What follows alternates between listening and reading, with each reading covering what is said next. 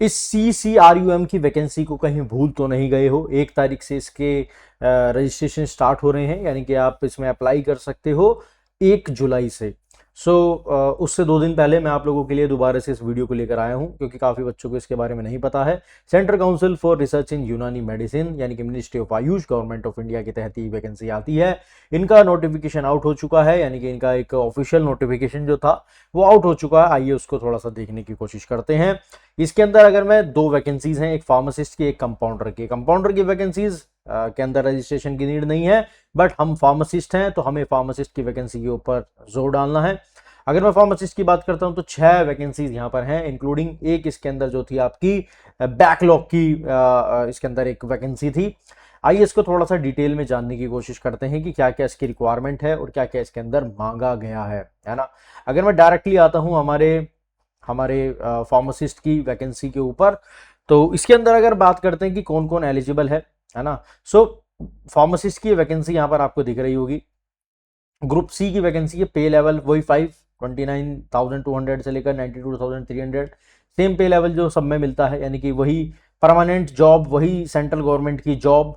6 vacancies यहाँ पर हैं, 2 जनरल की, एक SC की, एक ST की और 2 OBC की, इंक्लूडिंग बैकलॉग्स, है ना। मैंने कहा एक वैकेंसी इसके अंदर बैकलॉग की भी, यानी कि पहले भर नहीं पाई थी। सेंट्रल गवर्नमेंट की, अगेन कहना चाह रहा हूं, परमानेंट वैकेंसी है, काफी अच्छी वैकेंसी है। एज जो है वो 18 से लेकर 25 ईयर्स होने वाली है। अगर मिनिमम एज 18 ईयर और मैक्सिमम एज 25 ईयर, यानी कि अगर किसी का डिप्लोमा 17 साल की उम्र में पूरा हो चुका है तो नहीं भर सकता। 18 साल आपकी मिनिमम एज होनी चाहिए, वैसे तो हो ही जाता है भाई। दूसरी बात जो है कि भाई 10+2 हमारे यहाँ पर होना चाहिए और 2 इयर्स का डिप्लोमा होना चाहिए। बी फार्मा का बच्चा इसके अंदर एलिजिबल नहीं है, खाली खाली डिप्लोमा का बच्चा इस वैकेंसी के अंदर एलिजिबल है ना। आपका रजिस्ट्रेशन होना चाहिए, आप कहीं से भी हो, कहीं के भी हो, आप फॉर्म भर सकते हो। ऐसा कुछ नहीं है कि आप कहीं से, आपका रजिस्ट्रेशन होना चाहिए। यानी कि ऑल ओवर इंडिया की सेंट्रल गवर्नमेंट की ये पोस्ट होने वाली है, ऑल ओवर इंडिया की। कंपाउंडर की बात करता हूं तो ग्रुप सी लेवल 4 की हो जाती है, लेवल 4 हो जाता है। फार्मासिस्ट का लेवल 5 होता है, लेकिन ये हमारे लिए है नहीं, ये सभी के लिए है। यानी कि अगर किसी ने भी 12th कर रखी है और साथ में एक सर्टिफिकेट ट्रेनिंग ले रखा है कंपाउंडर का इन यूनानी सिस्टम, उसके अंदर यूनानी नहीं है, लेकिन यहाँ पर कंपाउंडर का काम है कि भाई कंपाउंड करना है ना। फार्मासिस्ट इंस्ट्रक्शन देगा तो कंपाउंडर काम करेगा। अगेन 1 ईयर का ड्यूरेशन का एक किसी इंस्टीट्यूशन से उसके पास एक क्या होना चाहिए, एक सर्टिफिकेट ट्रेनिंग कोर्स होना चाहिए, और 2 साल का एक्सपीरियंस जो है वो प्रेफर करा जाएगा।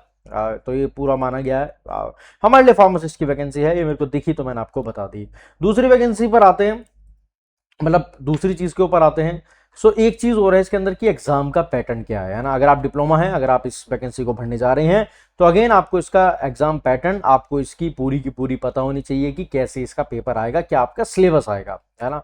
अगर मैं बात करता हूं हमारे डिप्लोमा की सिलेबस की, तो अगेन वही वही चीज इन्होंने भी मांगी है, सेम ही चीज इन्होंने मांगी जो हर एक पेपर मांगता है फार्मेसी के अंदर। All subject of the diploma in pharmacy, है ना। यानी कि 70 नंबर का पेपर होगा खाली डिप्लोमा का।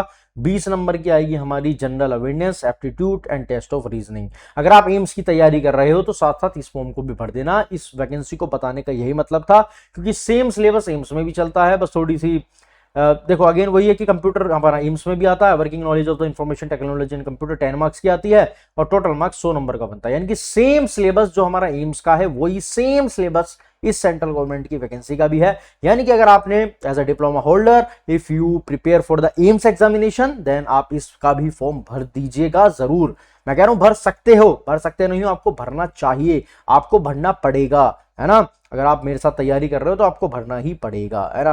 500 रुपए आपकी यहाँ पर फीस होने वाली है, ऑब्वियस सी बात है ना। आपकी 500 रुपीज यहाँ पर फीस होने वाली है ना। अगर आप all categories of the applying for the post see, है ना। Again CCRM will accept the examination fees, online ही ये सबमिट करनी है। इसका 1 तारीख से फॉर्म खुलने जा रहा है। जैसे आप एम्स की वैकेंसी भर रहे हो, आप इसकी भी वैकेंसी भरिएगा। CBT के द्वारा ये पेपर होगा। न्यू दिल्ली, कोलकाता, चेन्नई, मुंबई, हैदराबाद और गुवाहाटी में इसका एक सेंटर पड़ेगा। CCRM.res.in, यानी कि इस पूरी वेबसाइट जो आयुष की तरफ से है, इस पर आप जाकर पोर्टल खुल जाएगा 1 तारीख से। अभी समय है, लेकिन अपने इन दस्तावेज को, इन डॉक्यूमेंट्स को रेडी रखिएगा और इस पोस्ट को जरूर भरिएगा। मैं फिर कह रहा हूं, पोस्ट को जरूर भरिएगा। If you are diploma holder तो आपको ये पोस्ट को बिल्कुल भी मिस नहीं करना चाहिए, ठीक है। अगेन इसी तरीके से तैयारी करते रहिए। अच्छा, सिलेबस की बात कर लेते हैं।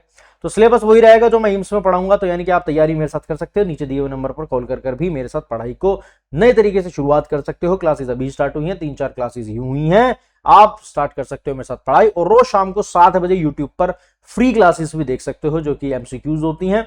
ये पूरा का पूरा सिलेबस मैं कराऊंगा आप लोगों को बेहतरीन तरीके से, चाहे वो केमिस्ट्री हो, चाहे वो स्टैटिस्टिक्स हो, चाहे वो कोग्नोसी हो, है ना। अभी आपने देखा एचएपी हो, है ना, जैसा कि अभी आपने देखा कि भैया हमारा यूपी ट्रिपल एससी के अंदर भी पढ़ा है वो सब कुछ ही आया है। सो इसकी भी तैयारी इसी तरीके से, इसी जोर शोर से करेंगे। गायनेकोलॉजी करेंगे, प्रॉपर पीसीआई का सिलेबस फॉलो करेंगे, कम्युनिटी फार्मेसी, बायोकेमिस्ट्री, है ना, थेरापेटिक्स, इसके बाद हॉस्पिटल एंड क्लिनिकल फार्मेसी, इसके अंदर एडीएसबीएम आ जाती है, और इसके बाद ही लॉ एंड एथिक्स का टॉपिक कर इस पूरे सिलेबस को करने की कोशिश करेंगे आप लोगों के साथ। सेंट्रल गवर्नमेंट की बेहतरीन वैकेंसी डिप्लोमा वालों के लिए अगेन ये आ चुकी है। तो तैयारी मेरे साथ करते रहिएगा ओनली ऑन फार्मा 24/7। और कोई डाउट्स रहे हो तो कमेंट सेक्शन में जरूर बताइएगा, मैं हर एक डाउट लेने की कोशिश करूंगा। तब तक के लिए जय हिंद, वंदे मातरम, जय भारत, गुण शुक्र, बाय बाय बच्चों।